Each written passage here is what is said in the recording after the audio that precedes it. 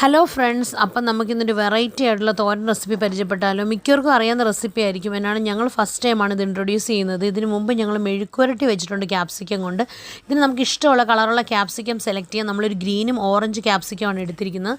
നമുക്ക് ചോപ്പറിനകത്ത് അത് ചെറിയ പൊടി പൊടി പോലെ നമുക്ക് ചോപ്പ് ചെയ്തെടുക്കാം. അതിലേക്ക് പിന്നെ ഒരു ആവശ്യമുള്ള സവോളയും പച്ചമുളകും നമുക്ക് സെപ്പറേറ്റ് ചോപ്പ് ചെയ്തെടുക്കാം.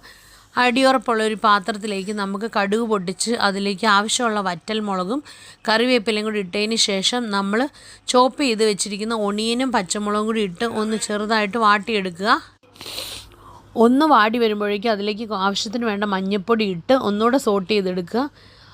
പച്ചമണം ഒന്ന് മാറി വരുമ്പോൾ നമുക്ക് അതിനകത്തേക്ക് ചോപ്പ് ചെയ്ത് വെച്ച് ക്യാപ്സിക്കം കൂടെ ഒരുമിച്ച് ഇട്ട് എല്ലാം കൂടെ ഒരുമിച്ച് മിക്സ് ചെയ്ത് ആവശ്യത്തിന് ഉപ്പും കൂടെ ചേർത്ത് കൊടുക്കുക ഈ സമയത്ത്. എന്നിട്ട് നമ്മളിതിലേക്ക് നന്നായിട്ട് കോക്കനട്ട് ചേർത്ത് കൊടുക്കണം. നമ്മളിത് ഡെസിക്കേറ്റഡ് കോക്കനട്ടാണ് ചേർത്ത് കൊടുത്തിരിക്കുന്നത്. തേങ്ങ ഏത് രീതിയിലുള്ള തേങ്ങയും നമുക്ക് ചേർത്ത് കൊടുക്കാം. കുറച്ചും കൂടെ ഫ്രഷ് ആയിട്ടുള്ള കോക്കനട്ട് ഉണ്ടെങ്കിൽ ഇന്ന് നമ്മളുടെ ഇതായിരുന്നു ഇരുന്നിരുന്നത്.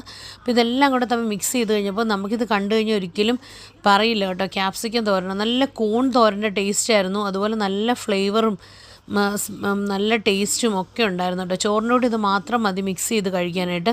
അങ്ങനെ വെറൈറ്റി ഇഷ്ടപ്പെടുന്നവരുണ്ടെങ്കിൽ തീർച്ചയായിട്ടും ട്രൈ ചെയ്ത് നോക്കണം. തീർച്ചയായിട്ടും ഇഷ്ടപ്പെടും. അപ്പം താങ്ക്സ് ഫോർ വാച്ചിങ്.